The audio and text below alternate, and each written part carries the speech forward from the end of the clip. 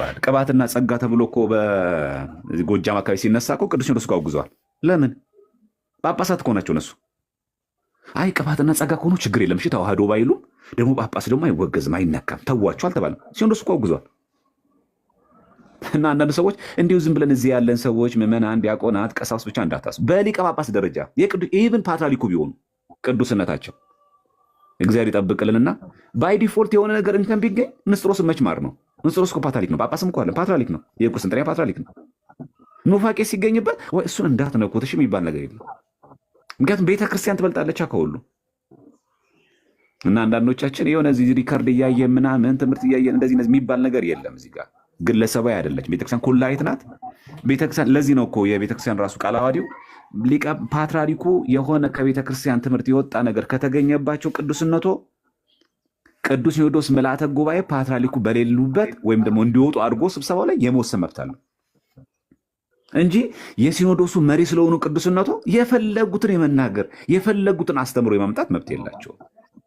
ስለዚህ ምትዳኝ ቤተክርስቲያን እንዳለች መዘንጋት የለባቸው። ብዙ ጊዜ ይህን ስለሚያራግቡት። ሁለተኛ ነገር ደግሞ እንዳልነው ደግሞ ገድላት ድርሳናት ላይ በተመለከተ ደግሞ ልክ እኛ ያንን ነገር በቁሙ ወስደን ምንናገር አስመስለው ባያቀሩ በጣም ጥሩ ነው። መካኒን ረገጠ እዚህ ቦታ ላይ የደረሰ ይማራል ስንናገር በቃ ጥምቀትን ሽሮ ቁርባንን ሽሮ የሚገኝ ድህነት የለም። ይሄ በጣም የሁላችን ያሰመርንበት ነው። የትኛውም ደብር እንሂድ፣ የትኛውም ገዳም እንሳለም፣ የትኛውም ጸበል ቅዱስ የሆነን መካንን እንርገጥ፣ እምነታቸውን እንቀባ፣ ጠበሉን እንጠመቅ፣ የትም ደብር የትም ገዳም የፈለገ የተባረከ ይሁን ለድህነት የሚያስፈልጉ ምስጢራትን ጨፍልቆ ደፍጥጦ ረግጦ የሚያልፍ ድህነት እኛ ቤት ውስጥ የለም። የትኛውም መንፈሳዊ ጉዞ እናብዛ፣ የትኛውም ቦታ ላይ መንነንም ገዳም እንግባ፣ የትኛውም ቦታ ላይ ሱባኤ ገብተንም እኔ እንደው የትም ቦታ እንሂድ፣ ስውሯ ማርያም ብንሄድም አናመልጥም፣ ሽንቁሩ ሚካኤልን ብንገባ አናመልጥም። ስጋ ወደሙ የሌለበት ለመዳን የሚያስፈልጉ ምስጢራት ሳይነኩ የሚገኝ ድህነት እኛ ቤት ውስጥ የለም። ታዲያስ የቅዱሳን ምልጃ ለምን እንደሚያደርገው ይሄንን ምስጢራትን ከፈጸምን በኋላ በግል ለምንሰራው ኃጢአት በቃል ኪዳናቸው እያማለዱ ወደ ምስጢራቱ ወደ ስጋው ደግሞ ወደ በሩ በዛው በር በኩል እንድንገባ ማገዝ ብቻ ነው። በቃ የትኛውም ባናነበው የትኛውም ገድል ሁሉን አንብበን ላንጨርስ እንችላለን። የትኛውም መጽሐፍ ላናገላብጥም እንችላለን። ግን ምስጢረ ጥምቀት ባትጠመቅም ብሎ የሚዘል በፍጹም አናገኝም። ካለ እንኳን ስተት ነው በፍጹም ማለት እምነትን ደፍጥጦ ምስጢረ ጥምቀትን ለመዳን የሚያስፈልጉ ምስጢራትን ዘሎ ደፍጥጦ ወይ ደግሞ በቅዱሳኑ ምልጃ አድርጎ ቃል ኪዳን አድርጎ የሚገኝ ድህነት ያ ቅዱስ ራሱ እንደዛ አይለንም። ያ ቅዱስ ራሱ በፍጹም እንደዛ አይለንም። እንዲህ አይነት ትምህርተኛ ቤተክርስቲያንም የለም። ስለዚህ ገድሉን ባናነበው ራሱ ማለት ባናገኘው የኛ ቪዋችን የኛ ምልከታችን አስተምሯችን ይሄ ጽድት ያለ ቃል ነው።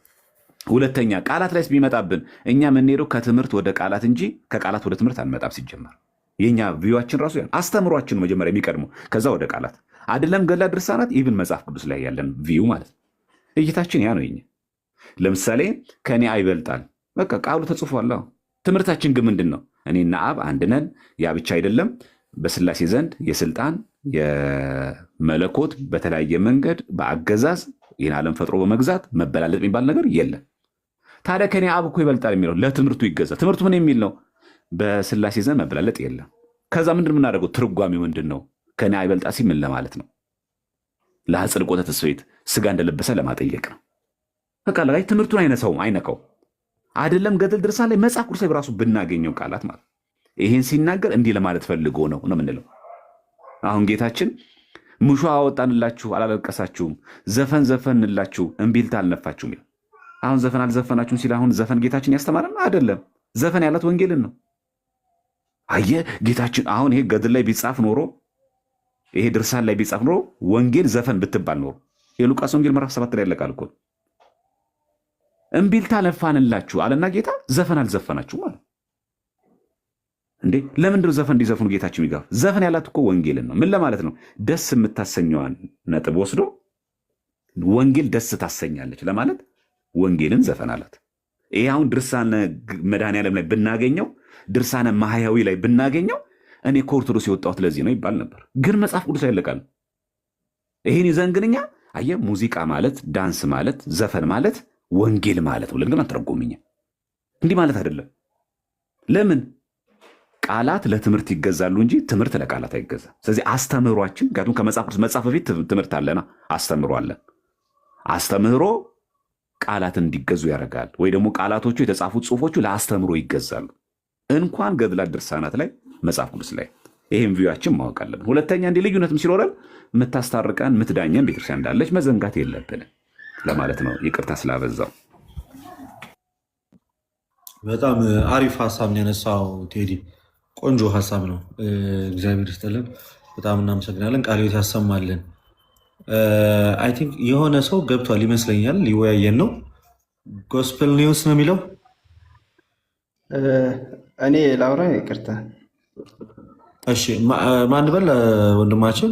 እኔ ሩፋኤል እባላለሁ፣ ኦርቶዶክስ ነኝ። ግን ከጎኔ ዳን የሚባል ፕሮቴስታንት አለ እና መጠየቅ የሚፈልገው ጥያቄዎች ስላለ ነው። በእርግጥ ከዚህ በፊት አይቷቸው አያውቅም፣ የመጀመሪያው ነው። ሰዎች የነገሩት ስለ ኦርቶዶክስ ያለው አስተምሮ ትንሽ ልክ የሆነ ስላልመሰለኝ ማወቅ ካለበት ከእናንተ ጠይቆ እንዲያውቅ ስለፈለግኩ ነው። እሺ ዘማርያም እዛው ላይ ትመልስለታለህ። እዛው ባለበት መምህር እንኳን ደህና መጡ። መምህር በመጀመሪያ ደረጃ ሰላም፣ እንዴት ናችሁ? እንኳን ደህና ቆያችሁ። ሰላም ብያለሁ ሁላችሁን። ቅርታ መምህርዬ እንትን አለ። ዳንኤል የት ነው ህብረት የምታደርገው? ህብረት ማድረገው ጥላሁን ጋር እንትን አካባቢ ሩዋንዳ ጥላሁን ጋር ኢሲአርኤስ ምናምን የሚባለው። ዘማሪያ አናግረው፣ ቀጥሉ። እሺ ወንድማችን ምን ነበረ ጥያቄ ወይስ ለመወያየት ነው? አንዳንድ ጥያቄዎች መጠየቅ እፈልጋለሁ። ላይክ ስለ ጥምቀት ያለውን አውዲዮሎጂ ማለት አሁን ለምሳሌ በየቦታው ሄዶ ተጠምቆ ይድናል ምናምን መንፈሱ የሚታዘዝበት መንገድ አለ አለ ላይክ በማርያም ስም በእንትና ስም ምናምን የሚባለው ነገር ግን ክርስቶስ ደግሞ ያዘዛቸው መንገድ አለ አይደለ? ያዘዛቸው መንገድ ደግሞ ምንድን ነው የሚለው? በስሜ ነው አይደለ አጋንንትን አስወጡ የሚለው መጽሐፍ ቅዱስ ጋር እንደሚናገረው።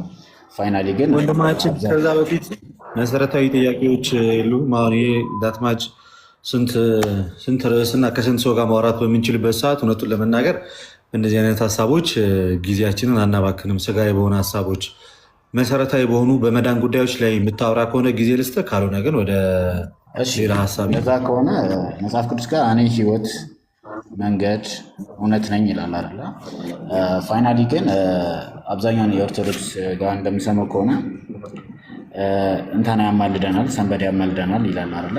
ከዛ ውጭ ሁለት አይነት ፎልቶችን አይቻለሁ ነው ከ2000 ዓመተ ምህረት በፊት የታተሙ መጽሐፍ ቅዱስ ጋር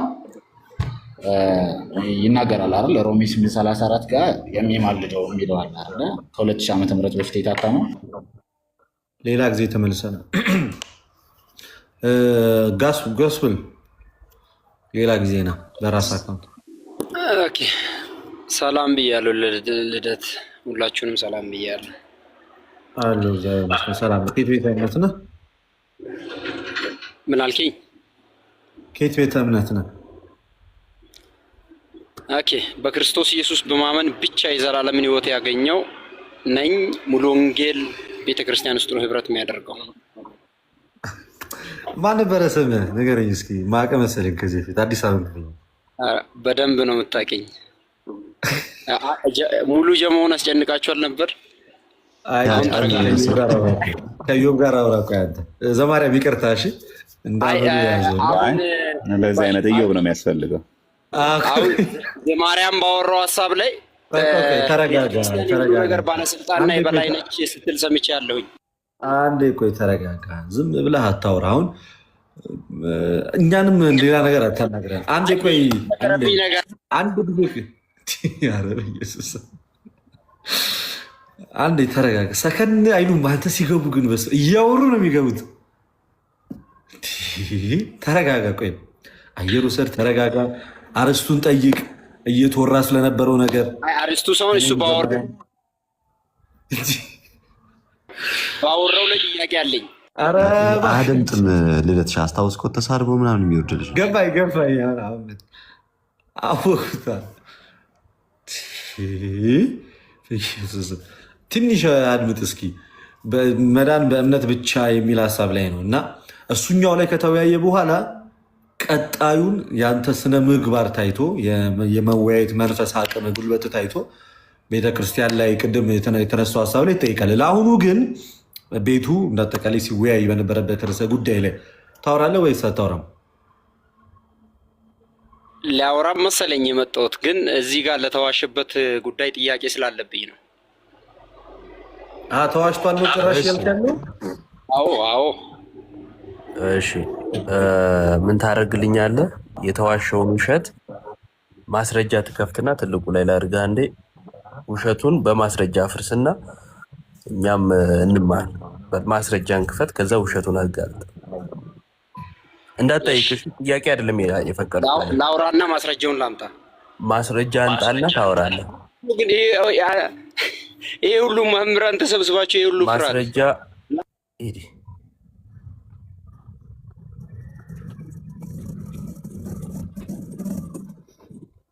መቼም የማታድጉ ሰዎች እኔ የተሻለ ሰው እና የተሻለ ሀሳብ ላይ ማውራት የቻለ ሰው ይምጣ። ኢዮባ ማስረጃዎቹ እኮ አሉት፣ ግን ቆንጆ ቆንጆ ስድቦች ናቸው ማስረጃዎች። ሁሌ ነው እንደዛ የሚያደርገው ማስረጃዎች። ሌላ የለም። ይሄ ተሳዳቢ ሰዎችን ባትልኩብን ደስ ይለናል። ሌላ የለም።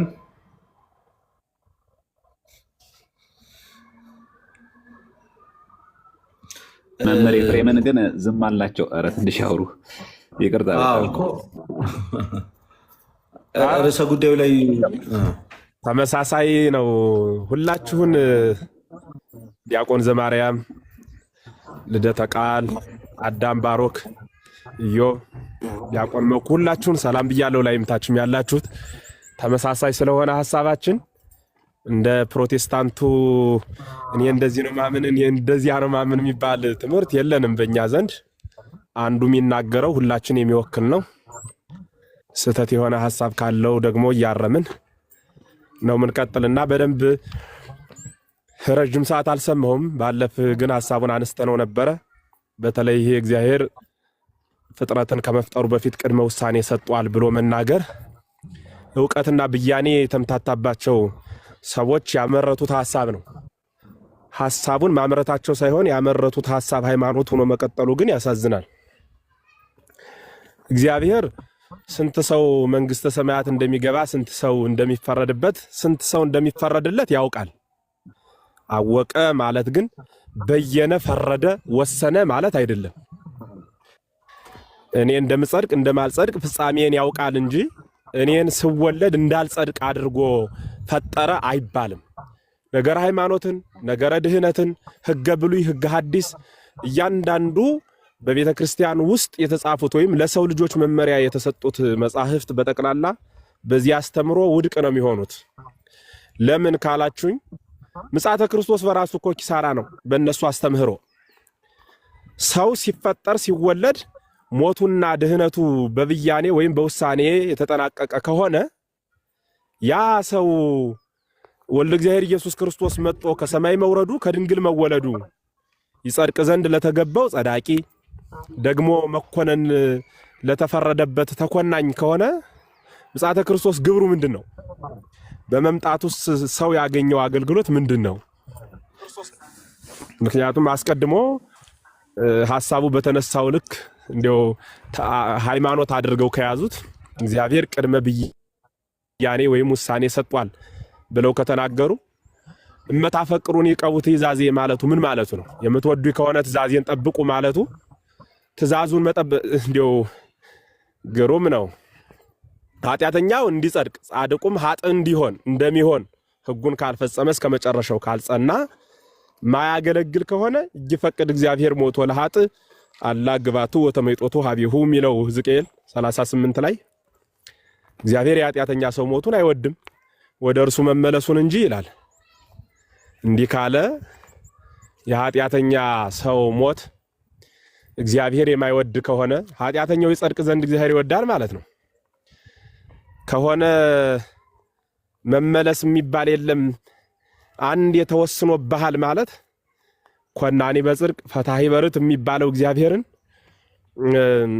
እንዲያ መባሉን የሚያጠፋ ሰው ለሚባለው ፍጥረት ነፃ ፈቃድን የነሳ አምላክ አድርጎ ማየትና በእግዚአብሔር ላይ ማመጽ ነው። በነገራችን ላይ እግዚአብሔር መክሰስ ነው። አንድ ሰው ኃጢአት እየሰራ እንደፈለገ እየሆነ ነገ ገሃነም ቢገባ ገሃነም ያስገባኝ ክፋቴና ኃጢአቴ ሳይሆን እግዚአብሔር ለገሃነም ስለፈጠረኝ ነው ብሎ እግዚአብሔርን መውቀስ ነው። እንዲህ ከሆነ እኮ በእውነት ይህ እምነት እንኳን ይቅርና ለሃይማኖት ለመንግስት በራሱ ስጋት ነው። ምክንያቱም ይገላል፣ ይዘርፋል፣ ይዘሙታል እንደፈለገ እየኖረ ለምን ሲሉት እግዚአብሔር እንዲህ እንድኖር ነው የፈጠረኝ ብሎ ግብረ መልስ የሚሰጥ አደረጃጀት እኮ ነው ይሄ። ያ ሰው መዘሞትን ያላቆመው እግዚአብሔር ይዘሙት ዘንድ ስለፈጠረኝ ነው ይላል። ሰብለ እከዩ ሃይማኖት ያለብሳ ማለት ይሄ ነው። ሰው ለክፋቱ ጥቅስ ይጠቅሳል ማለት ይሄ ነውና እኔ ቀደም ሲል በሶስተኛው ምዕተ ዓመት የነበሩ መናፍቃን በሐሳብ ደረጃ ዘውት ነበረ። ያ እየተወለደ እያደገ ሰፍቶ ዛሬ ላይ ደግሞ በሃይማኖት በተቋም ደረጃ ሲቀመጥ ጅል የተከለው አንድ ጅል ተቀምጦ የሰቀለውን ብዙ ብልህ ቁሞ ያወርደውም ይባላልና ሕግ አድርገው ይዘውት ሲጓዙ ያሳፍራል ያሳዝንማልና አረገ ወይን ተተከለ በኢየሩሳሌም አረገወይን ክርስቶስ በኢየሩሳሌም ተተከለ። አህዛብ እነሱ ጽጌረዳ ክርስቶስን አህዛብ ማለት በዙሪያው ያሉ ክርስቶስን የማያውቁት ጽጌረዳ የተባለ ቅዱስ ሥጋውን ክቡር ደሙን ተቀበሉ። አንድም በስሙ አመኑ። ወሶኩስ ተርፈ በሃባ አይሁድ ሾሁ ግን በአይሁድ ዘንድ ቀረ የተባለላቸው እኮ በግብሩ ስላላመኑበት አምላክነቱን ስላልተቀበሉ አይደለምን? እንዲያ ከሆነ አምላክነቱን መቀበል በግብሩ ማመን ሰማያዊ ዋጋ የሚያሰጥ ነው ማለት ነው። ስለዚህ እኔ እንጃ ብቻ ባለቤቱ ይሁናቸው። እንዲያው እሱ ነው የሚሆነው። ከዚያ ውጭ ግን እስከዛሬ እንዲህ አይነት ጉባኤ አጥቼ ሳልናገረው የሰነበቱት አንድ ሐሳብ ስለነበረኝ ባለፈ አንድ ወንድማችን ትዝታው በሚዲያ ወጥቶ እኔ ሰው አይመጥነኝም ገሌ አይመጥነኝም ሲል ነበርና በእውነት ይሄ መጽሐፍትን ካነበበ ቤተ ክርስቲያን ላይ ከኖረ እንደው ኖርሁይ ብሎ ከሚያስብ ሰው የሚጠበቅ ንግግር ነው ወይ? እንኳን ይቅርና እሱን ከሚመስል ሰው ጋር ይቅርና ባለቤቱ ክርስቶስ ሰው በራሱ መጥኖት ነው እንዴ የመጣ? ከሰማይ የወረደው ከድንግል የተወለደው እኮ ሰውን ጓደኛ ያደረገው ትህትናው ነው። መጥቶ ከሰው ጋር የዋለው ያደረው በስጋ የተገለጸው ከባት ያበሳ የሆነው ጌታ ለዚያ ነው አይደል? እንዴት እንዲህ ከሆነ እንደው ገሌ አይመጥነኝም ብሎ በአደባባይ ወጦ መናገር በምን መጽሐፍ የተገኘ ነው? ማለቴ ሰው ይንቀው ዘንድ የተነገረ ቃል አለ ወይ? ሐዋርያት ሂዱና አስተምሩ የተባሉት ሐዋርያ ነኝ ብሎ ካመነ ከናንተ የሚበልጠውን ሰው ብሎ ነው ጌታ የነገራቸው ነው? ለፍጥረት ሁሉ ነው ያላቸው? ለምንድነው ፍጥረት ከሆነ ሁሉ መጥቶ ለመወያየት የፈራው? በዚያ ልክ የሰውን ስም ለማጥፋትስ አይምሮ የሰለጠነው እንዴት ነው የሚለው በጣም ጥያቄ ሆኖብኝ ነውና እንደው ድምጽ የሚሰማችሁ አሁንም እኔም ደግሜ ጥሪ ያቀርባለሁ። እንደው ዲያቆናት ጋር አልወያይም ካለ የፈለገውን ርዕስ የሚፈልገውን ቀን የሚፈልገው ቤት ላይ እኔ ራሴ ደግሞ አወያየው ዘንድ ፈቃደኛ ነኝና ለመወያየት ግን ፈቃዱ ከሆነ አድርሱለት። ፕሮቴስታንት እምነት ተከታይ የሆናችሁ እዚህ ውስጥ ትኖራላችሁ ብዬ ተስፋ አደርጋለሁ። መምህር ነው የምፈልግ ብሏልና እስኪ እኔ ቤተክርስቲያኗ መምህር ነኝ እና ስለዚህ መወያይ ከመምህር ጋር ነው ሲል ሰምቻለሁ ቃል በቃል ካህን መምህርዬ እቺ ነገር ሪከርድ ትደረግ። ቆይ አንዴ ቆይ ከመናገሩ በፊት ሪከርድ የምታደርጉ ሰዎች እንዲደርሰው ነው።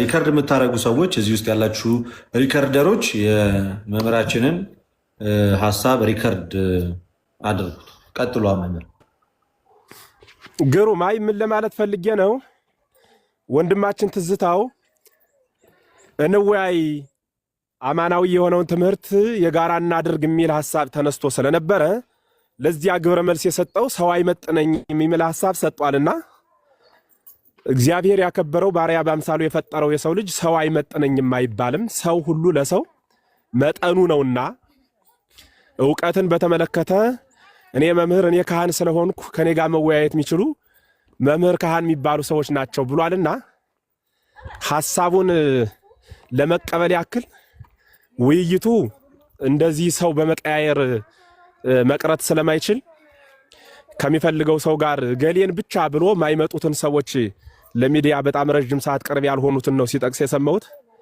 እኔ ግን ወያየው ዘንድ ፈቃደኛ ስለሆንኩ አድርሱልኝ በሚፈልገው ቤት በሚፈልገው ርዕስ እንድንወያይ ማለት ነው። ምክንያቱም ያው እሱ የፈለገው እኔ መምህር ነኝ ሲልም ስለሰማሁት የቤተ ክርስቲያኗን ትርጓሜ ሐዲሳት ወይ ብሉያት ወይ ሊቃውንት ወይ መነኮሳትን አንዱን አንስተን በደንብ እንወያያለን ማለት ነው። ስለዚህ ያው መምህር ደግሞ ይተረጉማል ያመሰጥርማልና እየተረጎመ ያመሰጠረ በደንብ እንዲያብራራልኝ እኔም ጥያቄ ይኖረኛል፣ እሱም ይጠይቅ፣ በዚያ ልክ እንድንወያይ ለማለት ነውና ሰው ግን የሚናቅ ፍጥረት አይደለም፣ የከበረ ፍጥረት ነው። ኦርቶዶክሳውያን እግዚአብሔር ምስክሬ ነው። በዚህ የዓለም አደባባይ ሐቅ ነው ሁላችሁም የምታዩት። ማንንም ንቀን ውጣ አንተ አትመጥንም አንተ እኔ ጋር አታወራም ብለን አናውቅም። ከትንሹም ከትልቁም ጋር ነው ብሎ የሐዲስ ሊቃውንት መነኮሳት ተርጓሚ መምህራን የሆኑት ሁሉም ይወያዩ። ወንድሞቻችንም ቁጭ ብለው ትልቁንም ትንሹንም ነው የሚያወያዩና እገሌ አይመጥነኝም እኔ የምመጥነው ቤተ ጉባኤ በኩል ባለፉት ሰዎች ነው ብሎ ሲናገር ስለሰማሁት መምህራኑም እናወያየው ዘንድ ፈቃደኛ ነን፣ እኔ በግሌ ማለት ነው። መልእክቱ እንዲደርስ ለማለት ነውና አመሰግናለሁ። እግዚአብሔር ያክብርልኝ።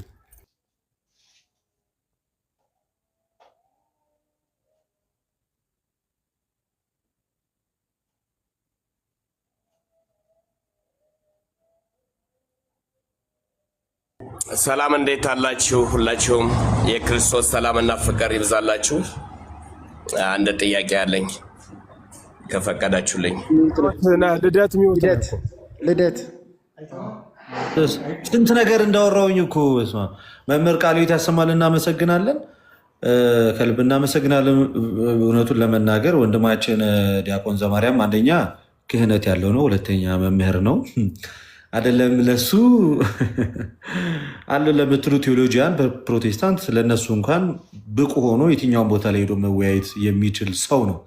እንደውም ዘማርያም አይመጥንም፣ ትዝታው መምህር እርሱም አይመጥኑትም። እናንተ ናችሁ አትመጥኑኝ የሚያላር እንደውም እናንተ እሱ አይመጥናችሁም። የትኛው የቴዎሎጂ ዘማሪ እኮ ነው፣ አዝማሪ ዘማሪ ነበር የነበረው እንጂ የትኛው የቴዎሎጂ ምሩቅ ሆኖ ነው? የትኛው የቴዎሎጂ ትምህርት አልፎ ነው? መቼስ ሲጠቅስ ሰምተነው እናውቃለን? ከየትኛው የቤተክርስቲያን አባት ጠቅሶ አመስጥሮ ሲያስተምር ሰምተነው እናውቃለን? ማይ ጋድ በጣም ያሳዝናል። ይሁን ለማንኛውም እግዚአብሔር እንደፈቀደ ይሁን። ግን ወንድማችን ዘማርያም እጅግ እናመሰግናለን፣ ኩራታችን ነህ። እኛ በጣም ተወያይተህ ልታመጣው ከምትችለው ውጤት በላይ ነው። አሁን እሱ ሲሰድብህ በዝምታህ እጅግ ትህትና በተሞላበት መንገድ የሰጠው መልስ እኛ አስደስቶናል። በቃ የምንፈልገው ይሄን ነው። ኦርቶዶክስ አይነት መገለጫው ይሄ ነው። በጣም በርካታ ጴንጤዎች ደግሞ በሱ አፍረውበታል። ዝምባም እያለ ሲሳደብ ሰምተናል። በእርግጥ ከአንድ መንፈስ ቅዱስ ከራቀው ሰው የሚጠበቅ ስድቦችን ነው።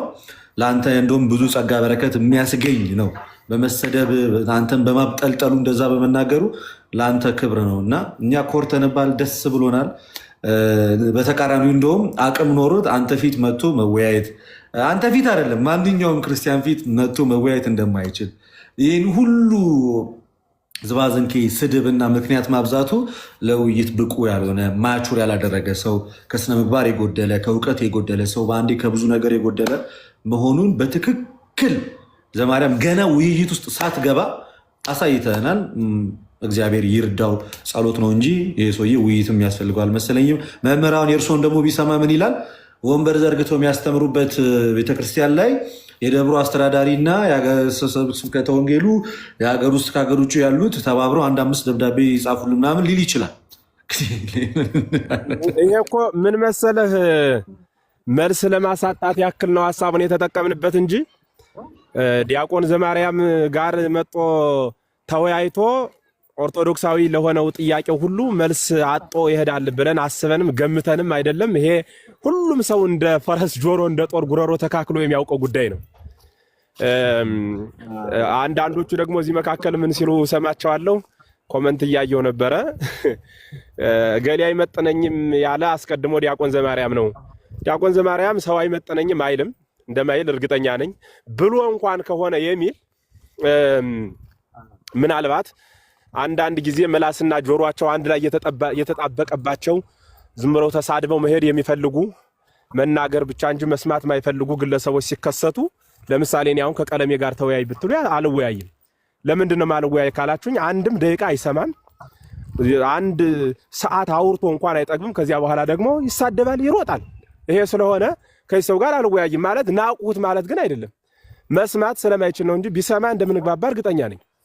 ስለዚህ አሁን ይሄ ሰው አልመጣም ወደዚህ እምመጣው ቤተ ክህነት ይሄ በቤተ ጉባኤ በኩል ያሉ ሰዎች ብሎ ከሆነ ሐሳብ ያነሳው፣ እስኪ ደግሞ እኛ የምናወያየው ነው።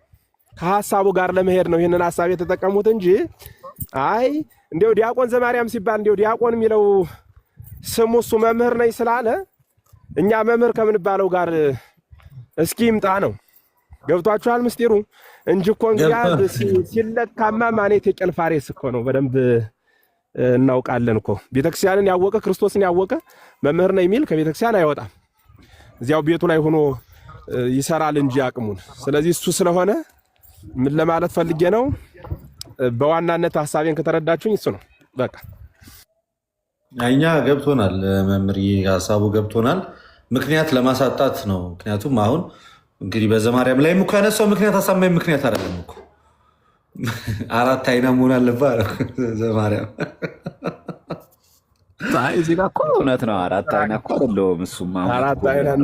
ሁለተኛ ግን ኢቭን አሁን ለቃሌ ላለውት ራሱ ማለት እኔ ቃሌ ሲጀመር አይመጥነኝም አይደለም ያልኩት፣ ለውይይት አይመጥንም ነው እንጂ እኔ ቃሌ አይመጥነኝም አላለቅ። ሲጀመር ቃሌ ከዚህ በፊት ዲቤት አድርጓል፣ ከአኬ ጋር ዲቤት አድርጓል፣ ከታላቁ ጋር ያየናቸው አመላለሶቹ ምናምኖቹ መደናቆሩን ስለጠላሁት ከአንተ ጋርም ራሱ ነበርና መደናቆር ነበረ። ያንን ነው እና አሁን እሱ ደግሞ ታውቃለህ አይኔን ግንባር ያርገው ነው የሚለው። አይተህ ከሆነ ብዙ ጊዜ ያጠያየቀው እሱ ሲጠይቅህ መልስ እንጂ ምናምን አይነት ሩድ ይሆንና አንተ ደግሞ በምጠይቅበት የአንተ ጥያቄ ሰዓት ላይ ደግሞ ሲመጣ ነው ቆይ ልመልስልህ እንጂ ተረጋጋ ብሎ ልክ አንተ ስላጣደፍከው እንጂ ረጋ ብሎ መልሱን እንደሚተነትን መስሎ የሚታይ ነገር እና ያቃረቡ የውይይቱ መንገድ ለእኔ አይመቸኝም። የግሌ እኮ ነው አልኩ እንጂ ለእኔ አይመጥነኝም አላልኩም። ሲጀመር ለእኔ የማይመጥን ሰው የሚባል የለም። ሰው ሁሉ ሰው ነው። በቃ ለውይይት ግን በቃ ከእኔ ባህሪ ጋር አብሮ አይሄድም። በቃ አይመጥንም። ከኔ ባህሪ ጋር አብሮ አይመጥንም። በቃ እንደዚህ አይነት ሰው አይደለም የሆነው። አዳምጦ መረጃ ሰምቶ በዛ መረጃ ላይ ዲቤት የሚያደርግ ሰው ምናምን ነው እንጂ በቃ በድርቅና ትወጣለህ። አሁን እውነት የቅርቡን እንኳን የታላቁን እንኳን ብንመለከተው እንዴት ሆኖ ነበር የወጣው? እንዴት ሆኖ እና ያንን ደግሞ ልክ አሸንፎ እንደወጣ አድርጎ አክት ሲያደርግ በጣም ያሳዝናል። እና ለማይረባ ነገር አይደለም እኛ ዲቤት የምናደርገው፣ ለሚጠቅም ነገር ነው መወያየት ያለብን። ሁለተኛ እኛ ያደረግነው እንዳለ ዲቤቶቹ ጥሩ ያደረግነው መቀበል ነው። በቃ ቀለሜ እንደ ልማዱ እኔ ፊት የሚቆም ሰው የለም ከቤተ ክህነት አለ መጣን የለም። እነሱም ታቦት ላይ እየተሳለቁ እየሳቁ ምናምን ተናገሩ። መረጃ አምጦ የለም።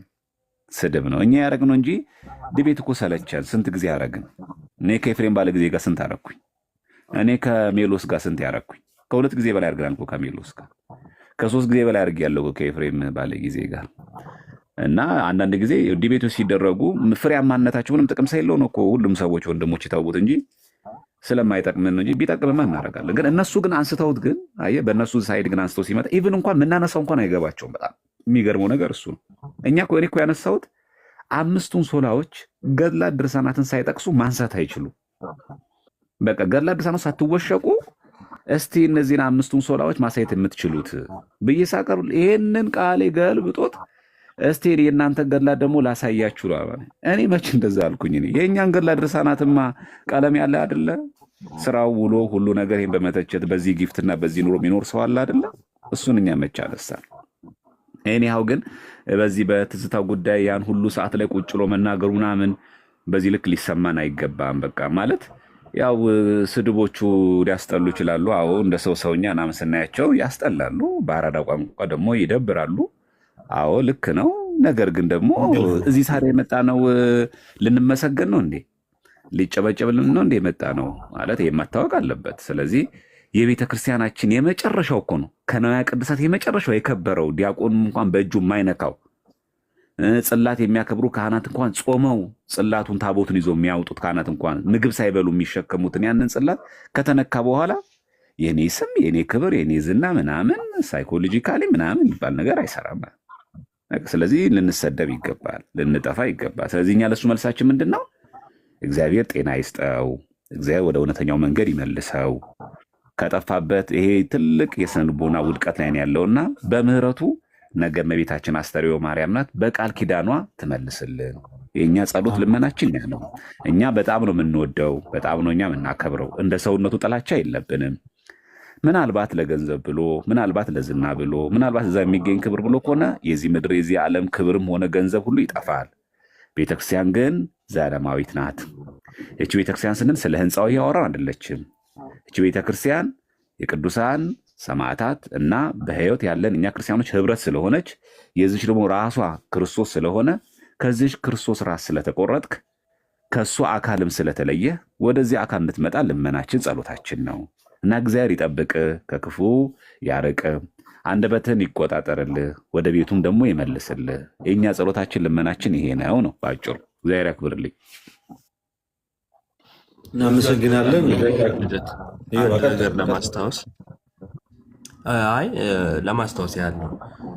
ማነው ትዝታውን ቢሆን ዲቤት ጠርቶ ነው ካስታወሳችሁ።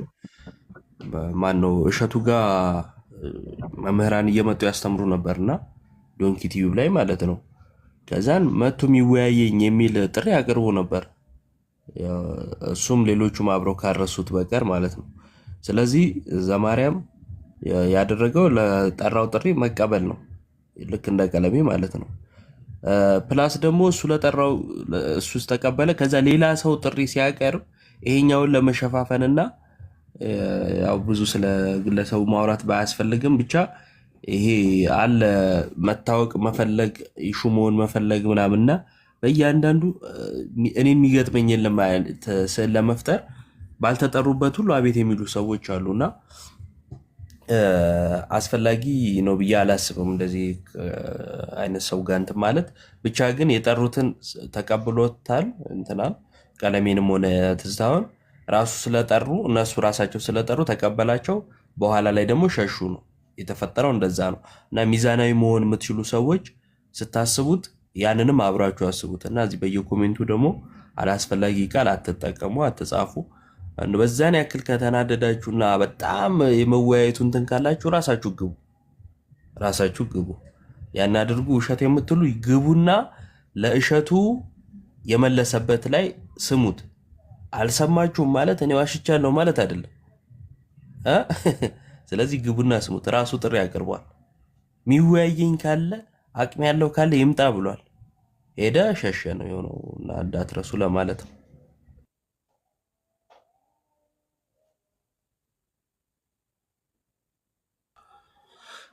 ኦኬ በቃ ከግለሰቡ እንውጣና ወደሚገባ ፕሮቴስታንት ካለ እሱ ላይ እናተኩር። እንደዛ ነው የሚሻለን። ናሆም ነው የሚለው። ሰላም ነው ያለው። እግዚአብሔር ጸጋ ከሁላችን ጋር ይሁን። አሚን አሚን። ከየት ቤተ እምነት ነህ? እኔ ፕሮቴስታንት ነኝ። ከፕሮቴስታንት ነኝ። ቃለ ሕይወት ነው ማመልከው። ቀጥሉ። ዮባ መኩ እንኳን ደህና መጣ። እንኳን ደህና ቆያችሁኝ። እንዴት አላችሁ? ሰላም ብያችኋለሁ። እሺ ቀጥሉ። እሺ ናሆም መዳን በእምነት ብቻ ነው ብለህ የምታምነው? አዎ መጽሐፍ ቅዱስ የሚያስተምረን በእምነት በኩል መዳንን እንደምናገኝ ነው። በእምነት ብቻ ኤፌሶን ምዕራፍ 2 ላይ እንደተጻፈው ጸጋው በእምነት አድኗቸዋል ማንም እንዳይመካ ከስራ አይደለም እንደሚል ከስራ ሳይሆን በእምነታችን ብቻ ሙሉ የሆነ መዳንን ከእግዚአብሔር ዘንድ አግኝተናል። ስራ የእምነት ውጤት ነው እንጂ የመዳን ምክንያት አይደለም ብዬ ነው ማምነው እና በእምነት ብቻ ድነናል የሚል እምነት አለኝ። እሺ በእምነት ብቻ።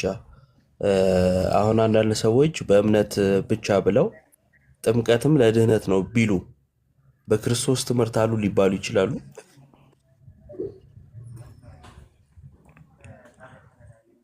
ድምጽ ይቆራረጣል፣ እየሰማው አይደለም ማለት የኔ ኔትወርክ ከሆነ አላውቅም። እሺ አይ አንተ ይሰማኛል። አሁንስ ይሰማል? የኔ ይሰማል።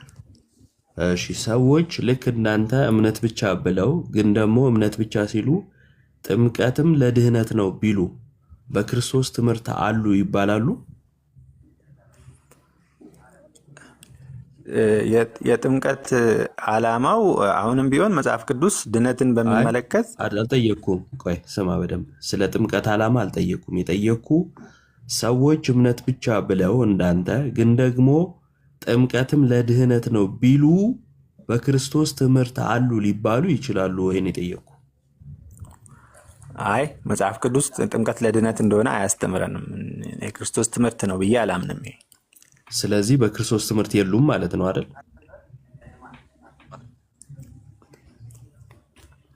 አቤት ምን አልከኝ?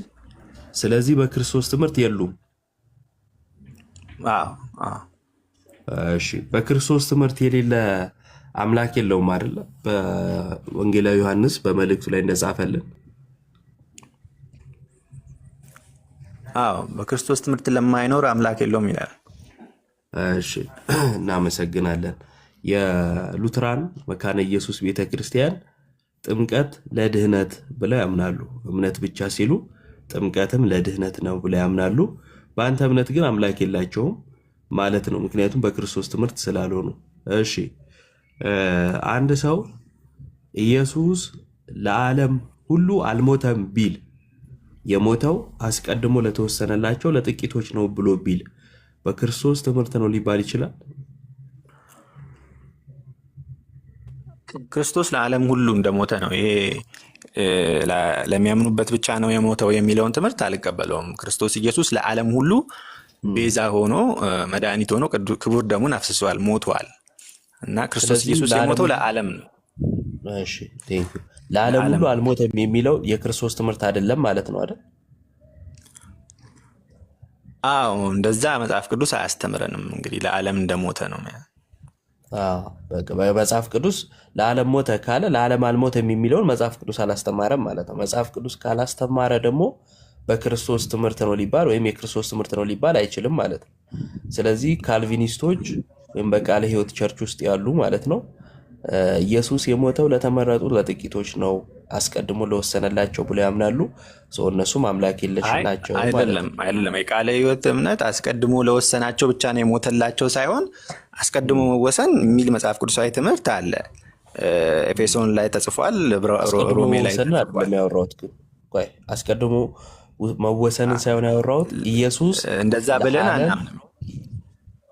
ያወራሁትን ስማኝ ወዳጄ። ኢየሱስ ለዓለም ሁሉ አልሞተም፣ የሞተው ለጥቂቶች ነው። ጥቂቶቹ ደግሞ ቀድሞ የወሰነላቸው ናቸው። እግዚአብሔር አስቀድሞ ለሲኦልና ለገነት ወስኗል ብለው ስለሚያምኑ ማለት ነው። ኢየሱስ ለዓለም ሁሉ ሞቷል ብለህ ታምናለህ። ለዓለም ሁሉ አልሞተም የሚሉት የክርስቶስን ትምህርት ስላልያዙ አምላክ የለሽ ናቸው። በዚህ እንግባባለን አይደል? እኔ እነሱ ላይ የመፍረድ ስልጣን ባይኖረኝም እንደዚህና እንደዚያ ብዬ ልፈርድባቸው አልችልም። ፍረድ አላልኩም እኮ ስለ ፍርድም አላወራንም፣ ስለ ትምህርት ነው ያወራነው። እሺ እምነት ብቻ የሚለውን አሳኝ። ይህን ያህል ፕሮቴስታንቱ በክርስቶስ ትምህርት እንደሌለ ማለት 80% ፕሮቴስታንት ማለት ነው እናት የሚባሉ ቤተክርስቲያኖችን በክርስቶስ ትምህርት እንደሌሉ አሳይተናል። አሁን እምነት ብቻ የሚለውን ደግሞ ከመጽሐፍ ቅዱስ አሳየን።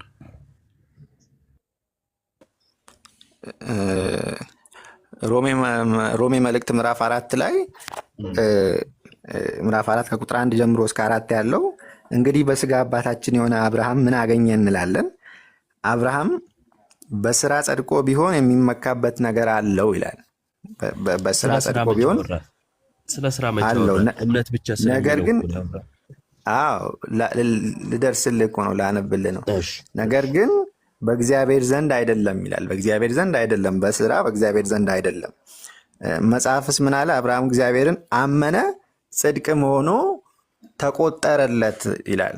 አመነ ጽድቅም ሆኖ ተቆጠረለት፣ እምነቱ ጽድቅ ሆኖ ተቆጠረለት ይላል።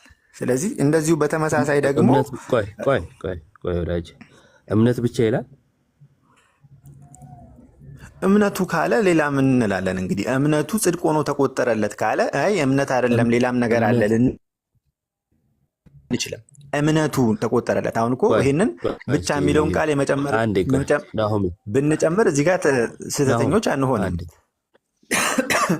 አንዴ ናሆም እየሰማሁ ይቅርታ።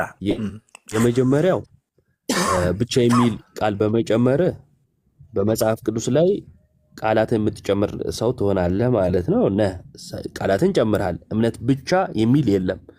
ብቻ የሚለውን ብንጨምርም ስህተት አንሆንም ማለት መጨመርህን አምነሃል ማለት ነው። አንደኛ። ሁለተኛ በእምነት ይጸድቃል ማለት እምነት ብቻ ነው ማለት አይደለም። ለምሳሌ በመጽናት ድህነት እንዳለ ይናገራል። በመጽናት ይዳናል ማለት በማመን አይዳንም ማለት ነው አይደለም። የሚያጸናን እግዚአብሔር ነዋ።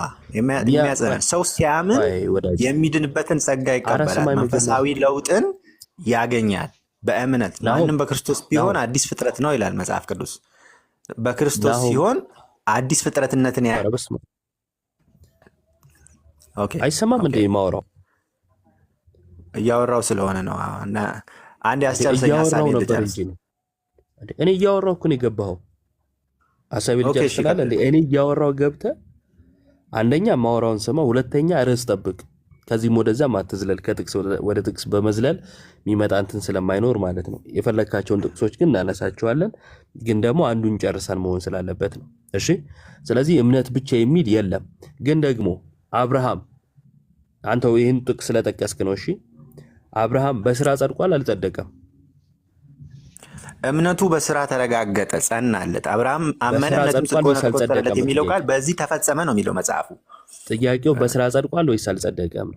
በስራ ጸደቀ የሚለው ስራ የእምነቱ ውጤት ስለሆነ ነው። አሁን የመጽሐፍ ቅዱስን ማጋጨት የለብንም። አልጠየኩም። የምን ውጤት ነው ብዬ አልጠየኩም። እኔ የጠየኩ በጣም ቀላልና ግልጽ አማርኛ ነው። ቃል በቃል ሳይሆን መጽሐፍ ቅዱስን አስተምሮውን ሙሉውን ነው የምንቀበለው። አስተምሮውን ሙሉውን እዚህ ጋር አሁን ያነበብኩት ክፍል ላይ በእምነቱ ብቻ አንደኛ እንድትሰማኝ እፈልጋለሁ። ሁለተኛ ላልጠየቅኩ ነገር ምላሽ እንድትሰጠኝ ደግሞ አልፈልግም። እና በጣም ተረጋጋ። ያልተጠየቀውን አታውራ። አጭርና ግልጽ ጥያቄ ነው የጠየቅኩ። ሚዩት አድርጌያለሁ እያወራ ከሆነ። አብርሃም በስራ ጸድቋል ወይስ አልጸደቀም ነው ያልኩ። ገና ለገና ይጋጭልብኛል ብለህ ራስህ ምላሽ ትሰጣለህ። አልጠየቅኩም። ሳልጠይቅ አትመልስ። በስራ ጸደቀ ይላል ወይስ አይልም መጽሐፍ? አብርሃም በስራ ጸደቀ ይላል ያዕቆብ መልእክት ላይ። አብርሃም በስራ ጸደቀ የሚለውን ቃል ግን ከገላትያና ከሮሜ ጋር ማስማማት ይገባናል። አንዴ ቆይሽ፣ አንዴ። እሺ፣ አብርሃም በስራ ጸድቋል ይላል።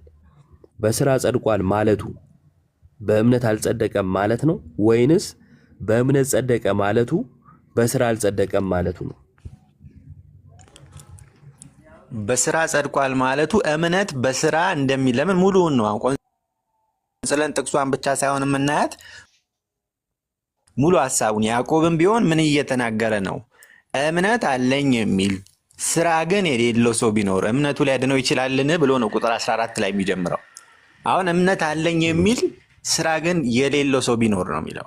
ስለዚህ ሰው እምነት አለኝ ብሎ ስራ ከሌለው እውነተኛ እምነት ስራን ስለሚያመጣ እምነቱ ትክክለኛ አይደለም ነው። እውነተኛ እምነት ሁልጊዜም ቢሆን መለወጥ ስላለው ሰው በእውነት በክርስቶስ ኢየሱስ ሲያምን ይለወጣል። ማንም በክርስቶስ ቢሆን አዲስ ፍጥረት ነው ይላል። ስለዚህ የተለወጠ ሰው ደግሞ ስራን ይሰራል፣ መልካም ስራን ይሰራል፣ መልካም ስራን ያመጣል እውነተኛ እምነት። ስለዚህ እምነት አለኝ ብለው ስራ ለሌላቸው ሰዎች የሚሆን መልእክት ነው የያዕቆብ መልእክት።